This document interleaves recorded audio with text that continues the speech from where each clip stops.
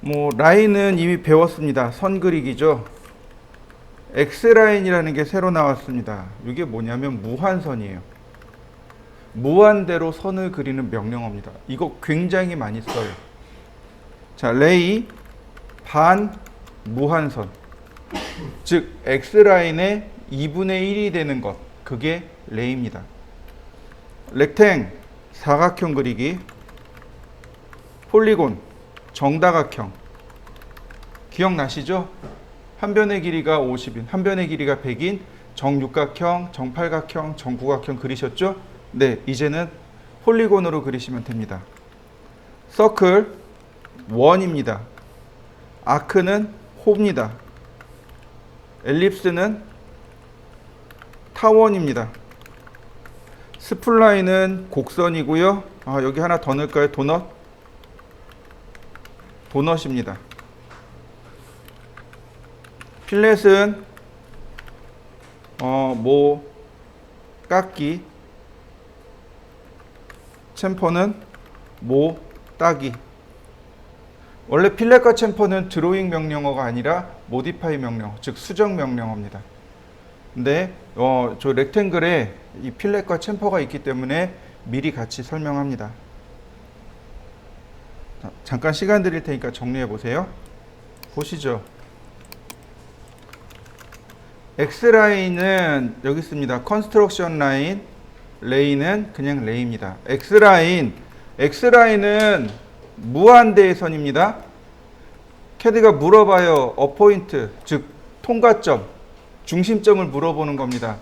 중심점 클릭하면 내가 원하는 각도에 맞춰서 이와 같이 무한대의 선을 그릴 수 있습니다. 무한대의 선 그려진 거 보이시나요? 쭉 키우면 그냥 이걸로 끝이에요. 여러분들도 한번 해보시죠. 보시면 뭐가 문제냐면 여기 둘 다 각도 표시가 안 돼 있습니다. 보시면 이렇게 각도 표시가 안 돼 있어요. 그러면 이 중심선의 위치를 어떻게 찾을 수 있을까요? 되게 간단해요. 원은 360도죠. 그런데 지금 얘가 몇 개 있나요? 6개 있죠. 그러면 여기 있는 2원과 2원들은 각각 몇 도 간격입니까? 60도 간격으로 있는 거죠. 그 중에 이 선이 90도죠. 양쪽으로 60도 빼면 되겠죠. 그러면 여기는 30도, 여기는 60을 더해야 되니까 150도. 이해되시나요? 네, 마찬가지예요. 얘도 6개니까 60도 간격이라는 건 알겠습니다. 여기가 0도예요. 그러면 여기는 60도, 여기는 120도가 되는 거죠. 찾는 법 이해되셨나요? 네, 보세요. 그러면 극좌표 추적기를 몇 도로 바꿔나요? 30도로 바꿉니다. 자, X라인 0도 하나, 30도 하나, 90도 하나, 150도 하나. 끝났죠. 얘네들이 다 뭐예요? 중심선이니까 레이어를 이렇게 중심으로 바꾸면 되겠죠.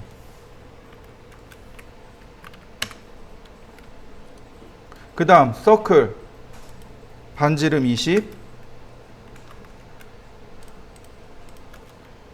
다시 서클 반지름 40, 그 다음 서클 반지름 55, 마지막으로 옵셋 3mm. 3mm 하는 건 중심선의 길이를 조절하기 위함이죠.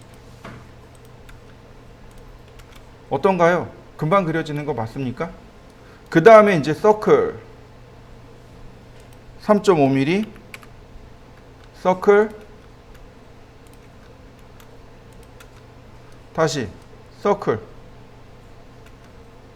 교차점에서 반지름 6.5,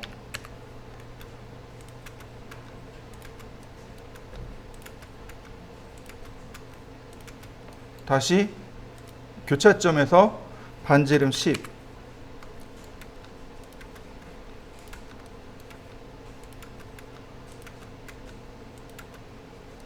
네, 다 그려졌네요.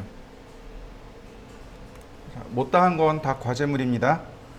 자, X라인 명령을 실행하시면 horizontal, vertical angle, bisect까지 이렇게 네 가지 옵션이 더 있습니다. 옵셋은 안 써요. 옵셋은 옵셋 명령어 쓰시면 됩니다. 그러니까 네 가지를 기억하시면 돼요. horizontal, 수평으로 가는 무한대의선 끝입니다. X라인, vertical, 수직으로 가는 무한대의선 끝입니다. X라인, 앵글, 내가 각도를 지정할 수 있어요. 예를 들어서 45도. 그러면 내가 지정한 각도로 가는 무한대의선 해보시죠. X라인, 0도선 하나, 90도선 하나. 자, 얘는 중심선. 그러면 일단 기본은 됐고요. 그 다음에 X라인 앵글 51도 트림으로 왼쪽 아래 잘라버리고 매치 프로퍼틱스로 중심선 만들고 51도에 49도 그러면 100도네요. X라인 앵글 100도 다시 트림으로 오른쪽 아래 잘라버리고 매치 프로퍼틱스로 중심선 만들고 그러면 어렵지 않게 금방 만들 수 있는 거죠. 서클 반지름 32 서클 반지름 46.4 다시 이 수직선을 오른쪽으로 옵셋합니다. 옵셋 64mm 옵셋 72mm 자, 이 안쪽에 원을 그립니다. 반지름 10.4 반지름 20 이렇게 수평선을 그려야 되잖아요. 이거는 옵셋 하시면 돼요. 수평과 수직은 옵셋입니다. 이거 라인 탄젠트에서 탄젠트로 이렇게 그리셔도 돼요. 그런데 수평선이기 때문에 이렇게 인터섹트로 그리셔도 되고 쿼드란트로도 그리셔도 되고 옵셋 10.4 해서 옵셋 하셔도 돼요. 트림으로 자릅니다.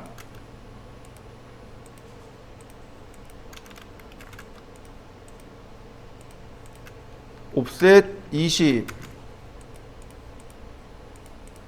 매치 프로퍼틱스로 네, 자르면 기본 모양이 나오죠. 자, 이 부분 서클 TTR입니다. 서클 TTR 원에 접하고 수평선에 접하고 반지름이 32 트림으로 자르면 됩니다. 자, 트림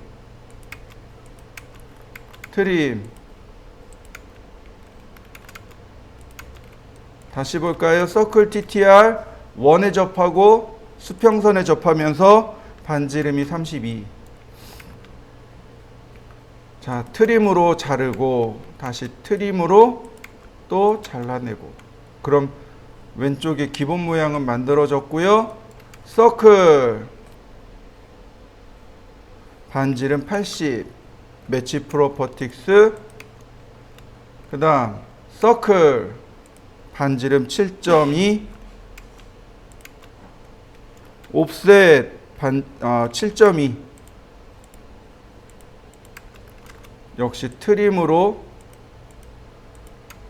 자르고 매치 프로퍼틱스로 선정리하시고 다시 서클 반지름 16 옵셋 반지름 16 매치 프로퍼틱스로 선정리하고 트림으로 잘라내고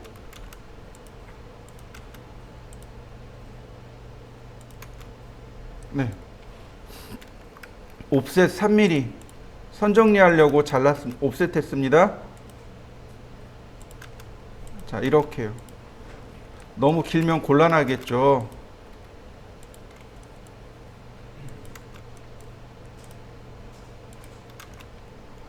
자, 옵셋 3mm 트림으로 자르면 되겠고요. 그러면 선 정리가 들어가죠. 옵셋 3mm 네, 트림으로 잘라내면 불필요한 선들 깨끗하게 정리가 됩니다. 자, 마지막 어떻게 하면 돼요? 마지막 아니군요. 라인 탄젠트에서 탄젠트로, 다시 탄젠트에서 탄젠트로, 탄젠트입니다. 탄젠트로 접하는 거고요. 서클 TTR 접하고 반지름 16 트림으로 잘라내면 이와 같이 모양이 완성이 됩니다. 자, 이걸 그리면서 제가 좌표를 쓴 적이 있나요? 상대 좌표요? 상대 극좌표요? 하나도 쓴 적 없죠. 개념을 잡으셔야 돼요. 상대 좌표와 상대 극좌표는 많이 쓰지 않아요. 그런데 꼭 필요하게 쓸 때가 있어요.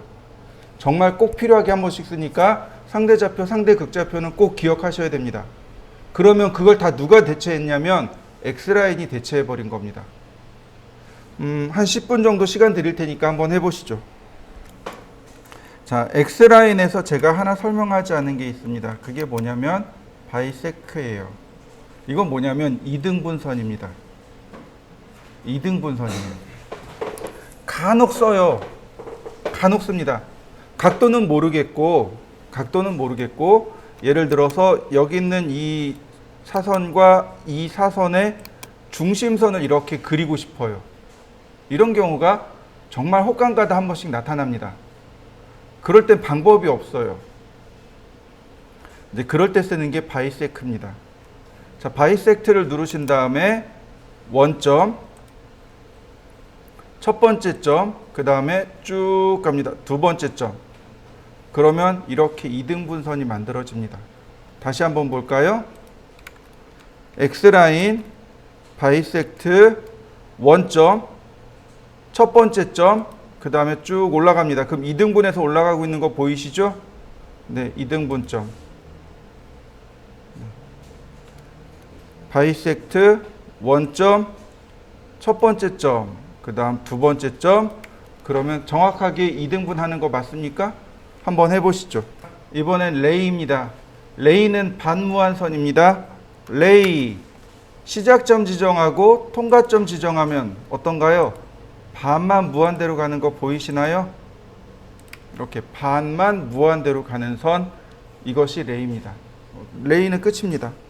이번엔 렉탱글을 알려드리도록 하죠. 렉탱글은 사각형을 그릴 때 사용합니다. 명령은 여기 있어요. 렉탱글 여기 있습니다. 자, 렉탱글 그러면 퍼스트 코너 포인트 해서 첫 번째 점을 입력해 달라고 해요. 그리고 어더 코너 포인트, 그래서 이렇게 대각선으로 클릭하시면 됩니다. 대각선으로 클릭하시면 사각형이 그려지는데 방향은 상관이 없어요. 위에서 아래든 아래에서 위든 좌에서 우로든 우에서 좌로든 상관없습니다. 무조건 대각선으로 두 점을 클릭하면 돼요. 한번 해보시죠. 얘네들은 폴리라인인데 폴리라인의 개념은 두 개의 단어가 합성된 겁니다. 폴리와 라인. 폴리가 무슨 뜻이냐면 쇠사슬처럼 이렇게 다 연결되어 있는 것. 이게 폴리란 뜻이에요. 여러분들 그 화학 섬유 중에 보시면 옷감 같은 거 보면 폴리에스테르라고 하는 섬유가 있습니다. 그죠? 에스테르가 폴리 구조로 엮여 있습니다 라는 뜻입니다. 제일 분자 안으로 들어가면 분자와 분자가 쇠사슬처럼 이렇게 다 엮여 있는 구조를 폴리 뭐뭐뭐뭐 이렇게 부릅니다. 그러니까 폴리라는 단어는 서로 연결되어 있습니다 라는 뜻이에요. 그러면 폴리라인이라는 얘기는 뭐예요? 라인이 어떻게 되어 있다고요? 연결되어 있다고요. 폴리라인 그러면 선이 다 이어진 선 이런 뜻입니다. 자, 보세요. 렉탱글 클릭해 봅니다. 한 번에 선택되는 거 보이시나요? 라인을 그려봤습니다. 라인으로 제가 이렇게 그려봤어요. 근데 라인은 어때요? 떨어져 있죠. 네, 렉탱글은요. 다 이어져 있습니다. 이런 걸 뭐라고 부르냐면 폴리라인이라고 합니다. 렉탱글이랑 폴리곤은 원래 폴리라인의 일종입니다. 폴리라인의 특징이 몇 가지가 있는데 그 중에 하나, 이 폴리라인의 특징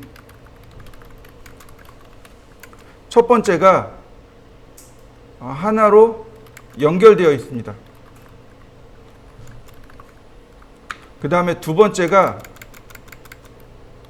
선의 굵기를 지정해 줄 수 있습니다. 폴리선의 특징이 이렇게 두 가지예요. 그래서 나중에 3D 할 때 폴리선으로 만드는 겁니다.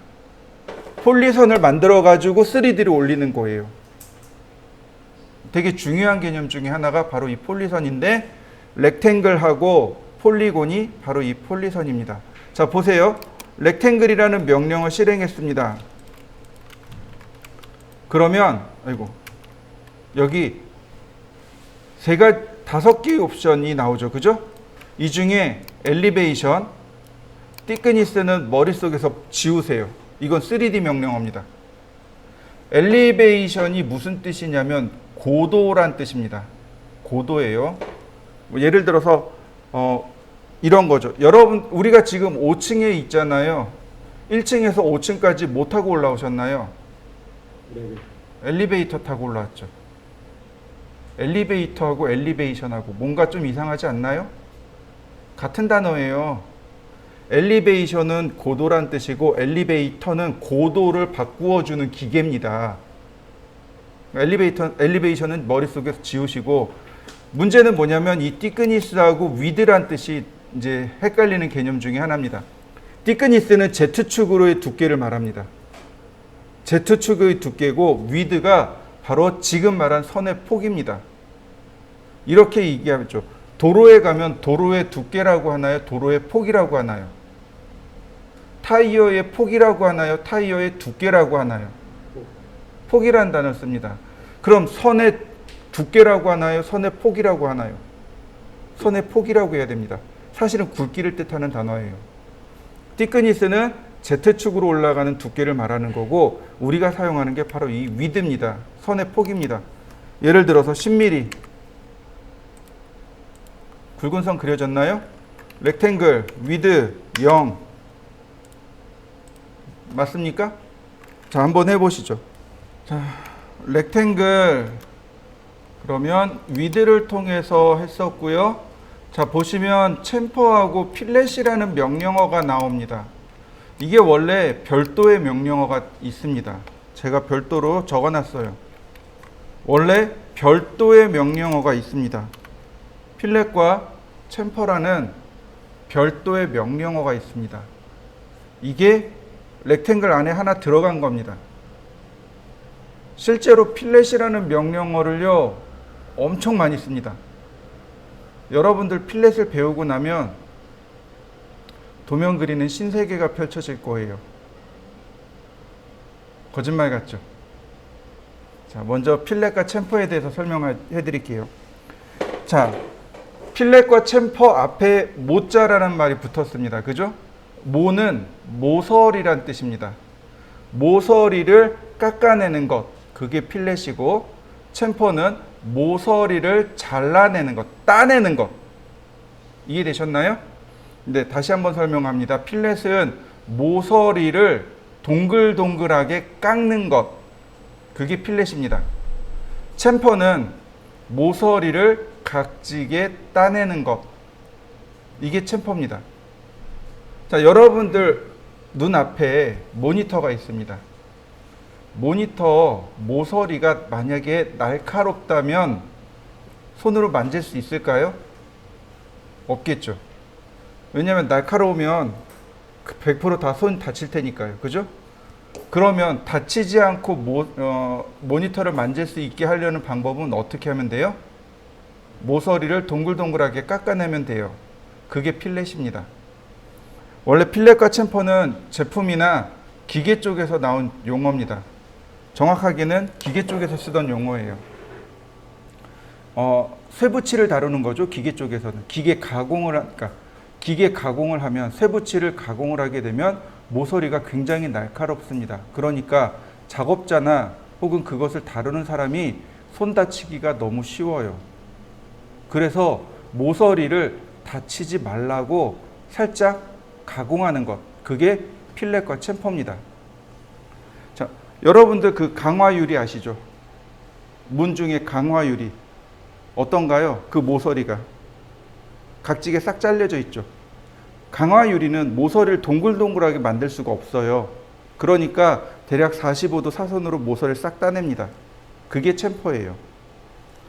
우리 모니터 앞에 있는 거, 여러분들 모니터 모서리 만져보세요. 동글동글하게 돼 있을 겁니다. 그게 필렛이에요.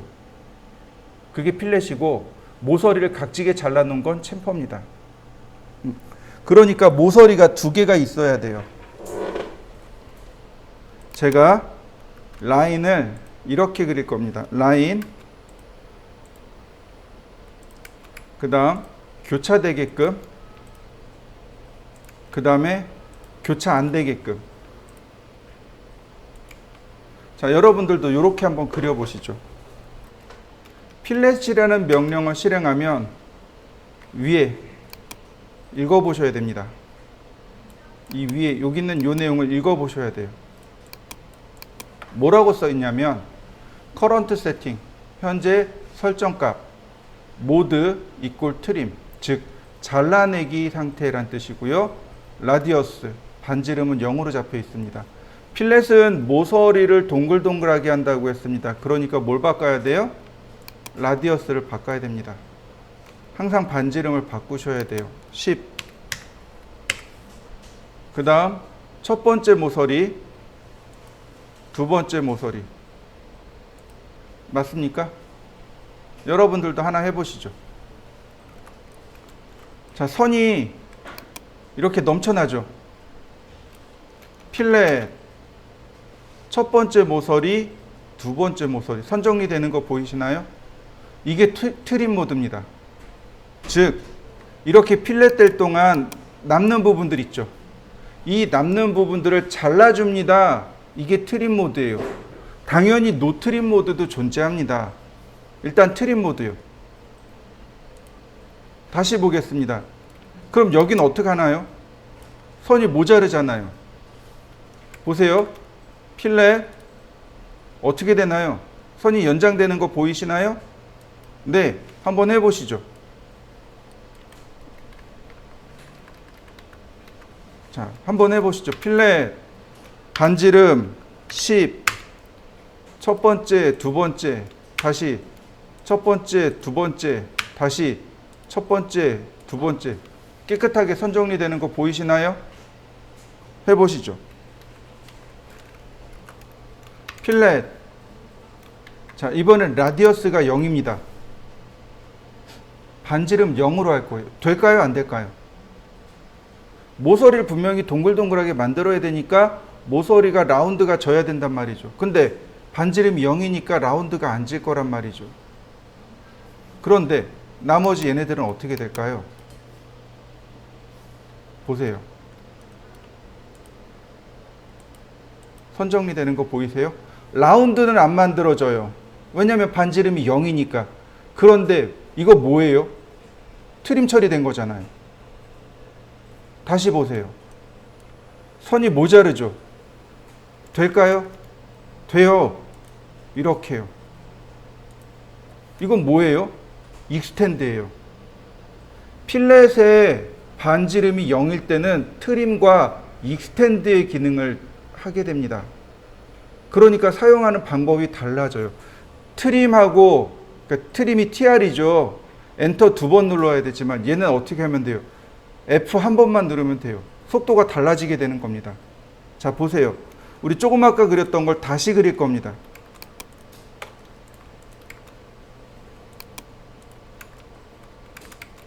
자, X라인 0도, 90도. X라인 앵글 51도.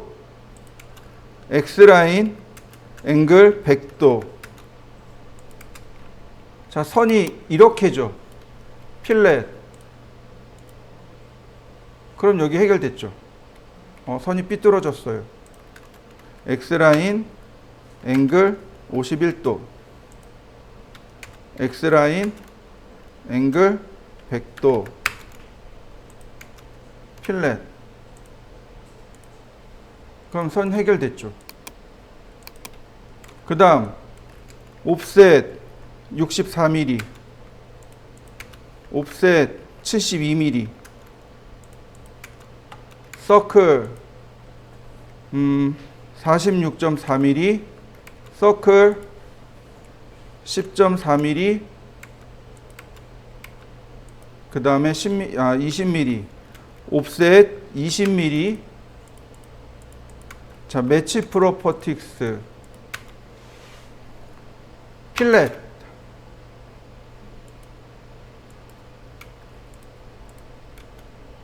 그 다음 여기 라운드 돌아가죠. 필렛 반지름 32. 서클 TTR을 안 써도 돼요. 트림을 안 써도 돼요. 명령어가 두 개가 사라진 거죠. 하나로 통합됐죠. 옵셋 10.4. 매치 프로퍼틱스. 그 다음에 얘가 이렇게 연결이 돼야 되잖아요. 원에는 트림이 안 돼요. 아니, 원에는 필렛이 안 돼요.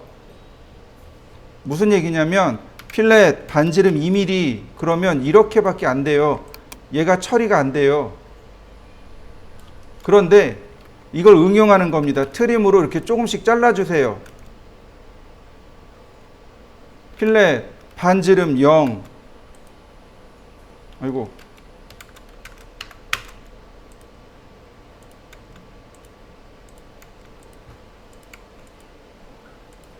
자, 트림, 필렛 어떻게 되나요? 선이 그냥 깔끔하게 한 번에 쭉쭉 정리되는 거 보이시나요? 네. 서클 32mm, 서클 80mm, 자, 서클 7.2mm, 옵셋 7.2mm. 자, 매치 프로퍼틱스로 원 바꾸고 트림으로 조금씩 끊어줍니다. 이렇게 아무데나 조금씩 끊어주세요. 필렛 반지름 0이면 충분합니다. 서클 반지름 16mm, 옵셋 16mm. 매치 프로퍼틱스로 그 다음에 트림을 조금씩 해주세요. 필렛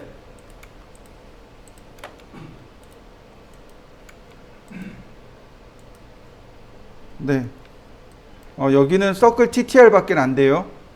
필렛으로 글쎄요. 반지름 16 될까요? 이렇게 들어가네요.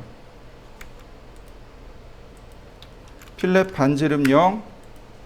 네. 라인 탄젠트에서 탄젠트로, 다시 탄젠트에서 탄젠트로. 어떤가요? 도면 그리는 게 확 바뀌었죠. 그러면 트림을 쓸까요? 필렛을 쓸까요?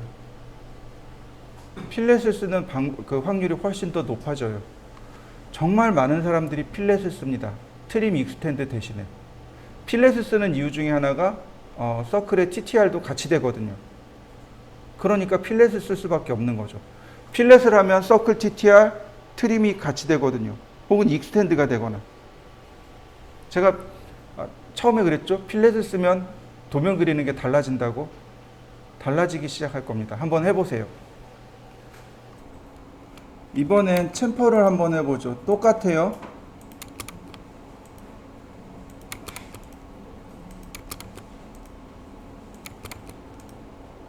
자, 똑같습니다. 챔퍼 챔퍼링을 하는 방법은 두 가지가 있어요. 챔퍼는 선을 이렇게 사선으로 자르는 겁니다. 챔퍼는 지금처럼 선을 사선으로 잘라요. 그래서 디스턴스, 즉 이렇게 첫 번째 거리와 두 번째 거리 이렇게,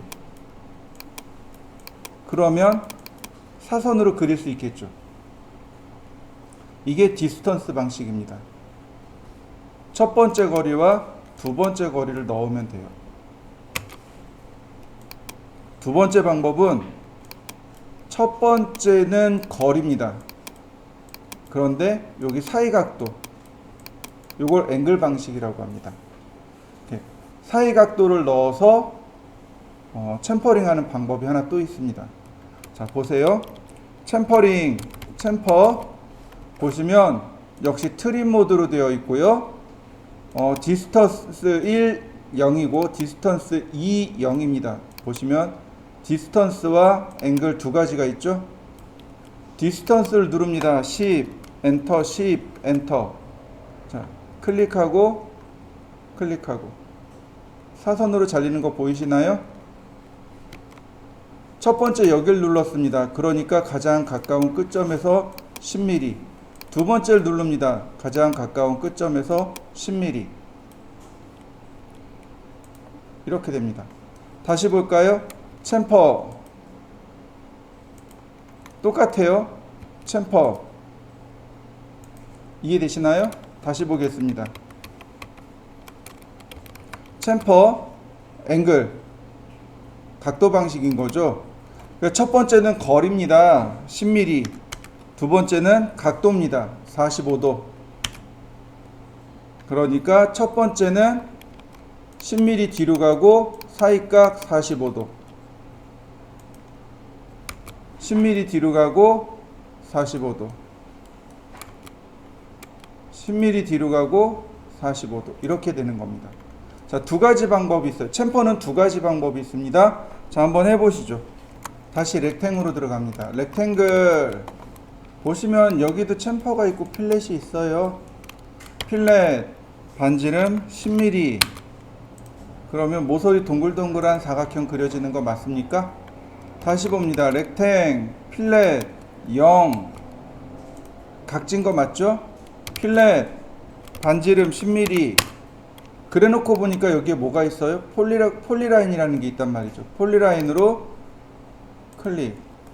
결과 똑같은 거 맞습니까? 네. 한 번은 그냥 렉탱글 안에서 다 그린 거고, 다른 하나는 렉탱글하고 필렛을 한 거고. 자, 두 가지 다 해보시죠. 렉탱글, 이번엔 챔퍼입니다. 챔퍼, 디스턴스 10mm, 그리고 자, 모서리 깎인 거 보이시죠? 다시 렉탱글, 챔퍼를 0으로 바꾸겠습니다. 그 다음 챔퍼 명령을 썼어요. 디스턴스 10mm, 그 다음 폴리라인. 한 번에 같이 되죠. 역시 한번 해보시죠. 상황에 따라서 노트림 모드를 쓸 때가 있습니다. 필렛에 보시면 여기 트림이라는 옵션이 있습니다. 챔퍼도 똑같이 트림이라는 옵션이 있어요. 트림을 누르면 트림 모드를 쓰시겠습니까? 아니면 노트림 모드를 쓰시겠습니까? 이렇게 되어 있습니다. 자, 트림 모드로 바꿔봤습니다. 아니, 노트림 모드. 안 잘리죠? 다시 보겠습니다. 필렛 트림 모드. 그러면 이와 같이 선 정리가 들어갑니다. 요거는 그냥 보고 끝내시면 돼요. 굳이 바꾸지 마세요. 이번엔 폴리곤에 대해서 설명드리도록 하겠습니다. 폴리곤이라고 하는 것은 정다각형을 그릴 때 사용하는 명령어입니다. 우리가 상대 극좌표를 하면서 폴리곤을 그렸습니다. 정다각형을 그렸죠? 이제 그거 안 쓰고 얘 쓰시면 돼요. 저도 그날 보여드렸던 게 얘로 그린 겁니다. 정다각형을 그리는 방식이 크게 세 가지 방법으로 그립니다. 하나는 원에 내접하는 정다각형, 두 번째는 원에 외접하는 정다각형, 세 번째는 한 변의 길이가 얼마인 정다각형. 그러니까 즉 우리가 그렸던 건 세 번째 방법으로 그린 거예요. 세 번째 방법으로 그린 거고, 얘는 아직 두 가지가 더 있는 거죠. 자, 볼까요? 서클 반지름 50, 역시 반지름 50. 제가 반지름 50인 원을 두 개를 그렸습니다. 여러분들도 한번 그려보시죠. 그러면 폴리곤을 그려보겠습니다. 여기 보시면 폴리곤 있어요. 여기 있습니다. 그리고 필렛과 챔퍼는 여기 있어요. 필렛과 챔퍼는 여기 있고, 렉탱하고 폴리곤은 같이 붙어 있습니다. 폴리곤, 그러면 제일 먼저 캐드가 물어보는 것은 엔터 넘버 오브 사이드, 모서리의 개수가 몇 개입니까? 라고 물어봅니다. 제일 먼저 물어보는 건 사이드예요. 자, 우리 지난번에 칠각형 안 그렸었죠? 네, 그래서 육각형 그릴 겁니다. 6개 엔터. 그랬더니 캐드가 물어봐요. 센터 오브 폴리곤, 폴리곤의 중심점이 어디입니까? O와 엣지, 모서리의 길이를 넣을까요? 자, 제가 정다각형을 그리는 방법이 세 가지가 있다 그랬죠? 원에 내접하거나 원에 외접하거나, 둘 다 원의 중심부터 시작합니다. 자, 센터 오브 폴리곤, 원의 중심점을 지정해 줍니다. 그러면 캐드가 물어봐요. 엔터 온 옵션, 옵션 두 개 중 하나를 선택해 주세요. 그리고 이렇게 어마무시한 영어 단어가 붙습니다. 인시크리브드 인 서클이라는 뜻입니다. 첫 번째는 인시크리브드 인 서클. 이거 사전적인 정의가 내접이란 뜻입니다. 원 안에 내접하는 이란 뜻입니다. 인 서클, 원 안에. 인이라는 전치사는 어디 어디 안으로 들어가다 이런 뜻이죠. 그러니까 원 안에 인시크리브드, 내접하는 이런 뜻이에요. circumscribed about circle, 원의 about, 대략. circumscribed는 외접하다라는 뜻입니다. 내접하는지 외접하는지. 그래서 뭘 보냐면 앞에 인자를 보세요. 인자. 그건 무슨 뜻이 돼요? 안으로 들어가다, 내접하다. 그 다음 나머지는 외접하는 게 되겠죠. 그래서 내접합니다. 자, 반지름 50입니다. 맞습니까? 다시 볼까요? 6개입니다. 원의 중심 여기 있습니다. 외접합니다. 원의 중심 50입니다. 외접하는 도형 맞습니까? 네. 볼트 머리 그릴 때 보통 이렇게 그리죠. 볼트 머리 그릴 때 이렇게 그립니다. 폴리곤, 그 다음에 사이드 6개 엔터. 이번엔 엣지입니다. 모서리. 모서리를 이렇게 첫 번째 점을 찍고 두 번째 점까지의 거리, 모서리의 거리 50 엔터. 그러면 한 변의 길이가 50인 정육각형. 그래서 제가 이걸 이렇게 보여드렸습니다. 삼각형, 엣지, 사각형, 엣지, 오각형, 엣지, 칠각형, 엣지, 팔각형, 엣지, 부각형, 십각형. 그래서 그때 이렇게 보여드린 겁니다. 자, 한번 해보시죠. 자, 이번엔 도넛입니다. 도넛. 도넛은 말 그대로 도넛 그리는 거예요. 그래서 다이아메타가 두 개가 나옵니다. 첫 번째는 인사이드 다이아메타입니다. 인사이드 다이아메타 10 엔터. 그럼 그 다음은 아웃사이드 다이아메타, 바깥쪽입니다. 20 엔터. 그러면 그려지는 거 보이시나요? 도넛이 만들어진 거죠. 다시 볼까요? 도넛. 인사이드 다이아메타 20, 아웃사이드 다이아메타 10. 인과 아웃이 바뀌었죠. 괜찮아요. 캐드가 알아서 집어넣습니다. 다시 봅니다. 인사이드 다이아메타 20, 아웃사이드 다이아메타 20. 똑같죠? 인과 아웃이 똑같으면 원이 나옵니다. 인사이드 다이아메타 0, 아웃사이드 다이아메타 10. 그러면 이와 같이 점을 찍습니다. 네, 한번 해보시죠. 이번엔 스플라인인데 스플라인은 많이 쓰지는 않아요. 일단 곡선을 그릴 때 사용합니다. 여러 가지 옵션들이 있긴 한데 스플라인이라는 명령을 쓰시면 되고요.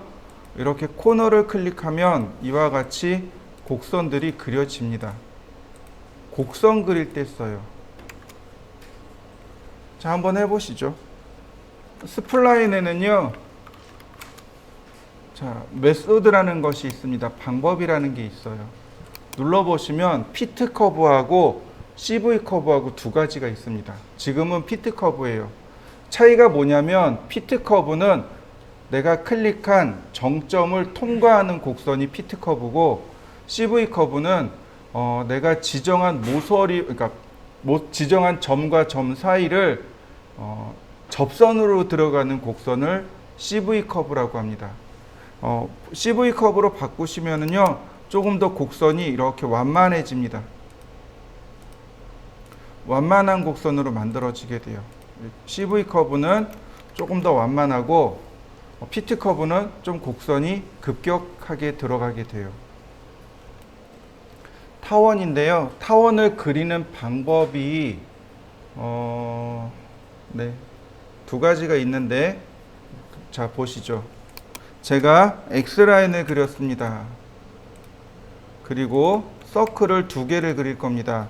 하나는 반지름이 10mm, 하나는 반지름이 20mm.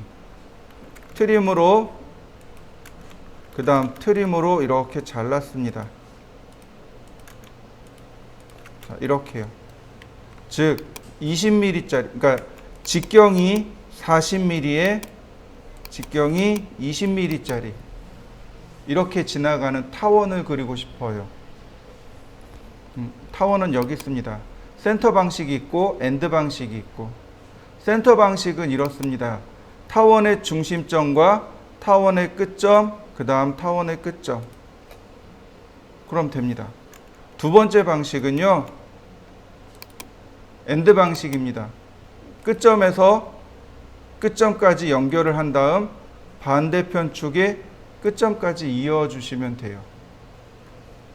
이 타원을 그릴 때요, 우리가 반드시 신경 써야 될 게 하나 있습니다. 그게 뭐냐면 CAT라는 시험이 있습니다.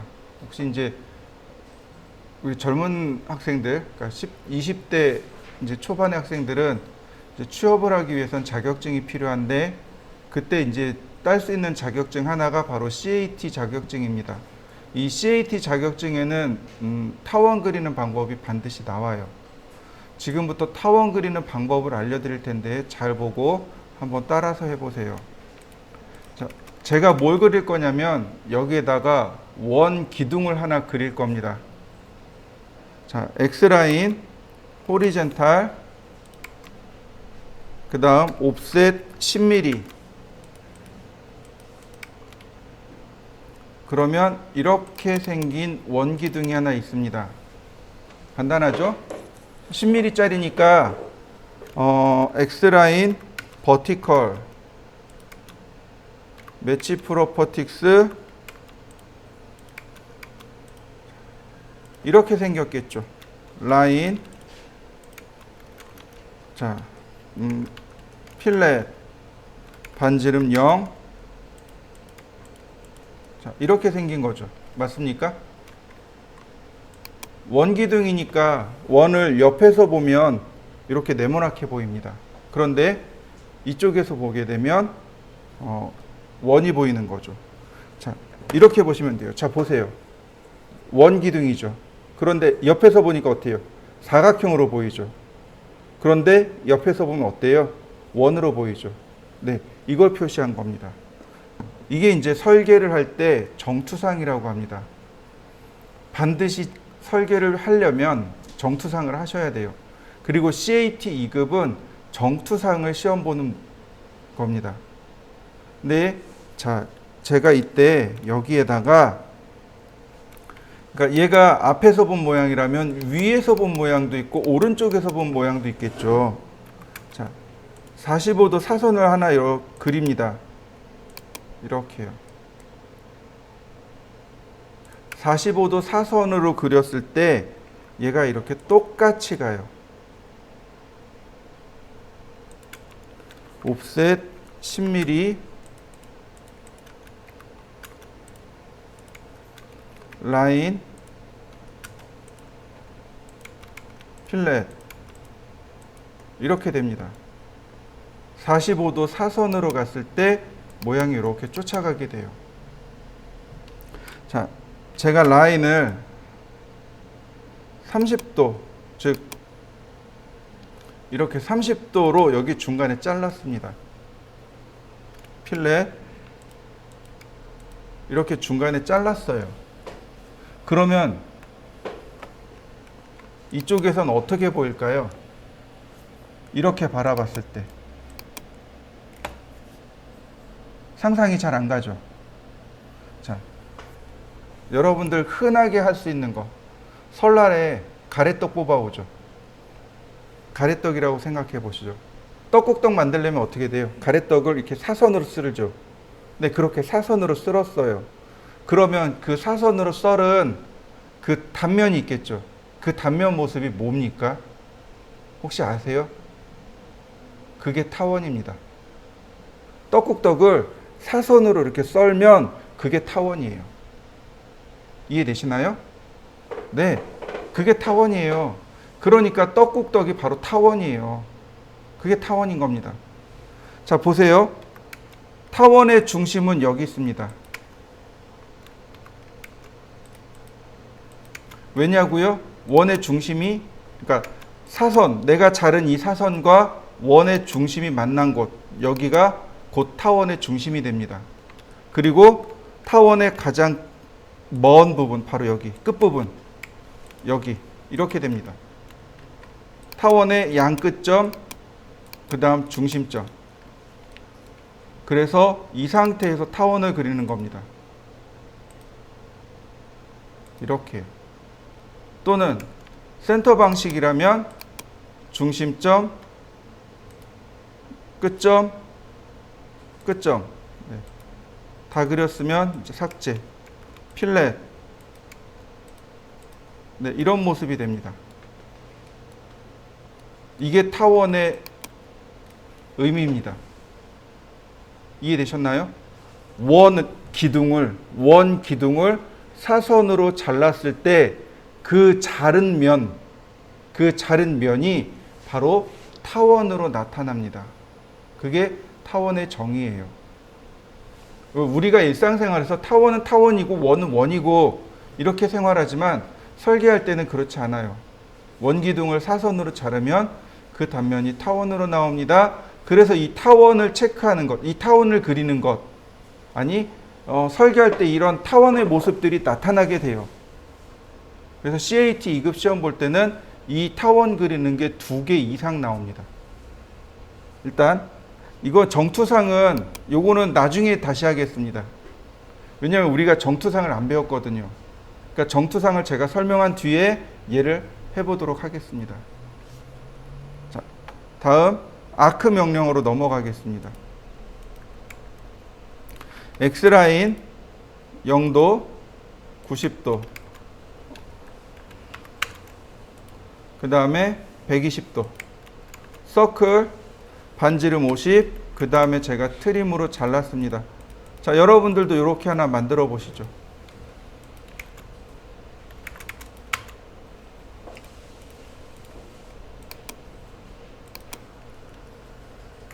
아크라는 명령어는요, 이렇게 나와 있어요.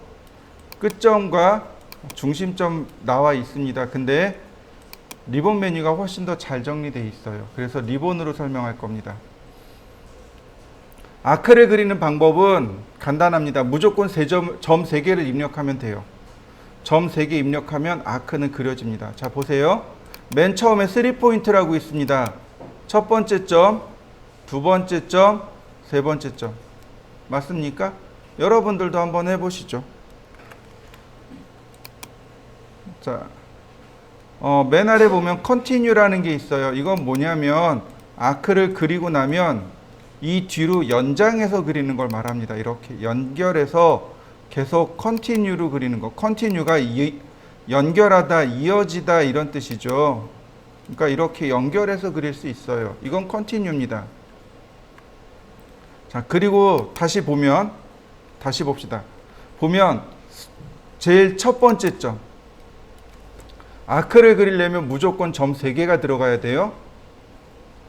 그런데 제일 첫 번째 들어가는 게 스타트가 있고 센터가 있습니다. 시작점과 중심점이란 뜻이에요. 그죠? 그런데 보세요. 여기 3개.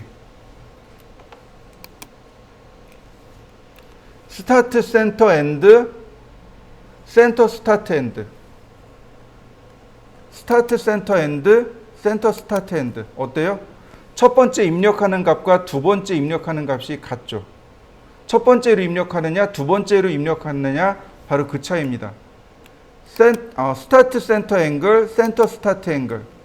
스타트 센터 랭슨, 센터 스타트 랭슨. 똑같은 거예요. 그러니까 얘는 공부 안 하셔도 돼요. 그럼 이렇게 6가지만 입력하면 됩니다.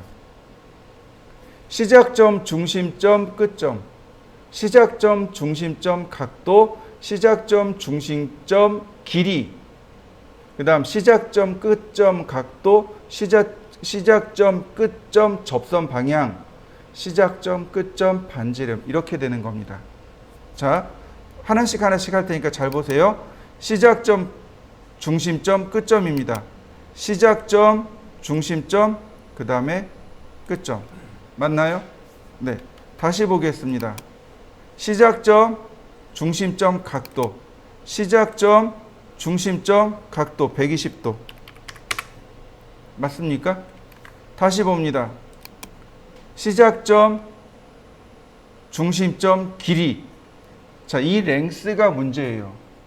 랭스. 자, 이 랭스가 뭐냐면 호의 길이와 현의 길이라는 말이 있습니다. 차이점 아시나요? 호의 길이와 현의 길이. 자, 호의 길이는 원둘레로 말하는 겁니다. 원둘레의 길이. 현의 길이는 원의 끝점, 아니 호의 끝점에서 끝점까지 직선 길이입니다. 자, 원둘레라기보다 호 둘레의 길이로 갈까요? 네, 원둘레. 호의 길이는 원둘레입니다. 원둘레로 가는, 호 둘레로 가는 길이를 말하고, 현의 길이는 호의 끝점에서 다른 끝점까지 직선으로 가는 길이를 현의 길이라고 합니다.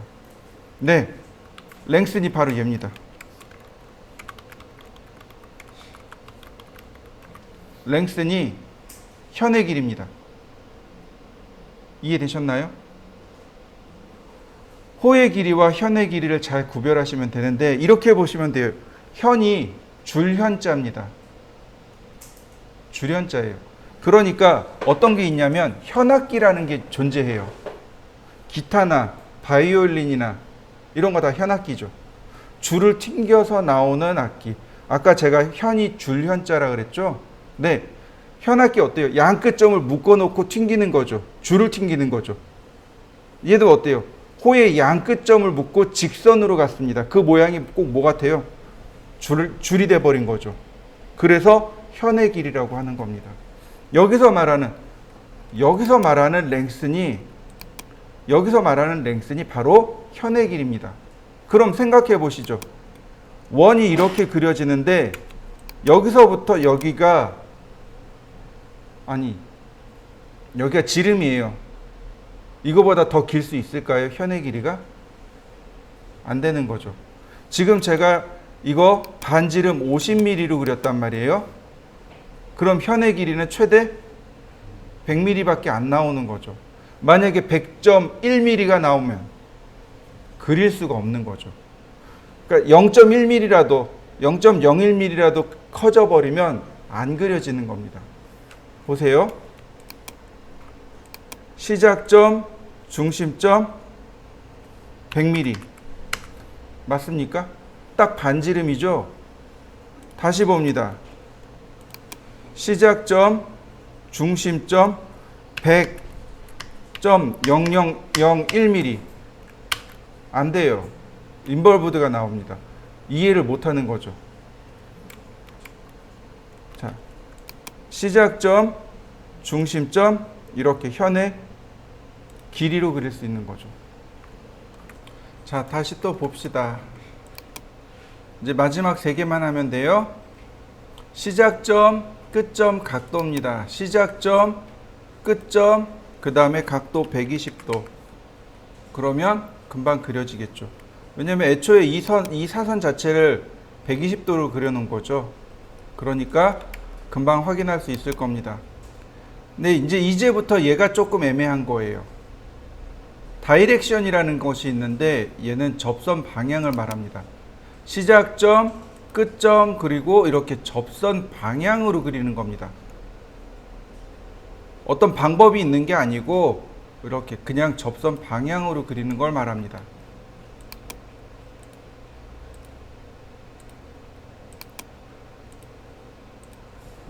자, 이렇게요. 접선 방향으로 그려지는 걸 말하고요. 자, 그 다음에 이제 우리가 많이 쓰는 게 뭐냐면 바로 얘입니다. 시작점, 끝점, 반지름. 시작점, 끝점. 자, 반지름이 얼마인가요? 50이죠? 이렇게 그려집니다. 근데 얘를 쓸 때는 주의할 점이 있습니다. 반시계 방향으로 그려집니다. 제가 어떻게 했나요? 시작점 여기로 그렸죠. 여기 찍었죠. 그러면 반시계 방향 이렇게 갑니다. 원을 그리는 방법입니다. 다시 보겠습니다. 시작점, 끝점. 시작점을 여기로 지정했죠. 그러니까 이런 모양으로 만들어집니다. 50. 맞습니까? 처음 지정한 시작점을 기준으로 해서 이렇게 호가 반시계 방향으로 그려져요. 그러면 시계 방향과 반시계 방향을 빨리 파악해야 되는데요. 이렇게 하시면 됩니다. 엄지손가락, 아니 오른손 딱 감싸지면 돼요. 오른손 감싸지면 이게 반시계 방향입니다. 여러분들도 확인해 보세요. 오른손 이렇게 딱 감싸지면 이게 반시계 방향이 됩니다. 그러니까 그리기 전에 미리 오른손으로 이렇게 한번 싹 감싸 줘보고 방향을 체크하는 거죠. 어떤 방향으로 그려지나. 그래서 두 점을 클릭하고 반지름을 입력하면 완성이 됩니다.